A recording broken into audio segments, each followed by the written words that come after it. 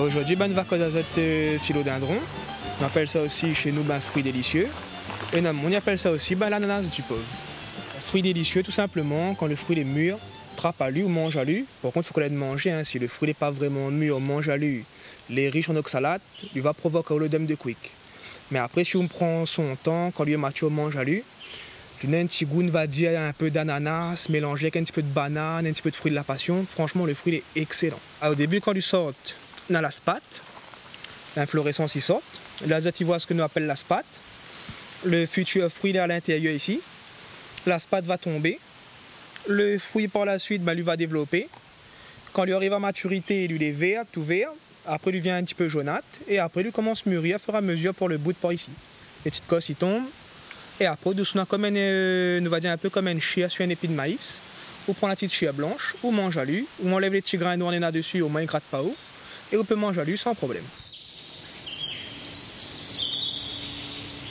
Ça est originaire des forêts tropicales d'Amérique. Il a été ramené, mais je pense que ça fait quand même pas mal de temps sur l'île. Après, pour reconnaître la plante, les simples, soit l'uliane un peu, il aura toujours tendance à monter, c'est un support à côté. Si on trouve à lui au niveau du sol, il aura toujours tendance à ramper un peu, on va dire, au niveau de la terre. Et après, surtout sa caractéristique, quand on regarde la feuille, on ne peut pas tromper. La feuille est vraiment prédécoupée, magnifique. Au niveau décoration, point de maison, franchement, elle n'a pas mieux.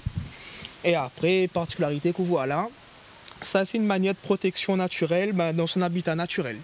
Il permet à la plante, en fait, quand on a des cyclones, de ne pas forcément avoir d'impact par rapport au vent. Et du coup, lui est protégé par rapport à ça. Le mieux, c'est quand même mettre à lui au soleil. Je mets à lui au soleil, les feuilles vont être plus jolies, plus gros, va prendre plus d'ampleur. Et on va surtout gagner des fruits pour la suite.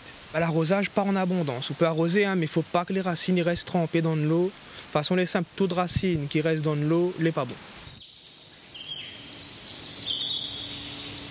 Nous plantons à lui, soit dans les pots, soit nous mettons tout simplement dans la cour, lui pousse facilement.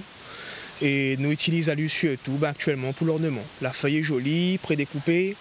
Il tient très bien tout simplement, du moment qu'on ne met pas lui vraiment dans un excès d'eau, lui pousse sans problème, aucun traitement. La plante qu'on regarde à lui, il n'y a pas forcément de problème, pas de maladie, rien.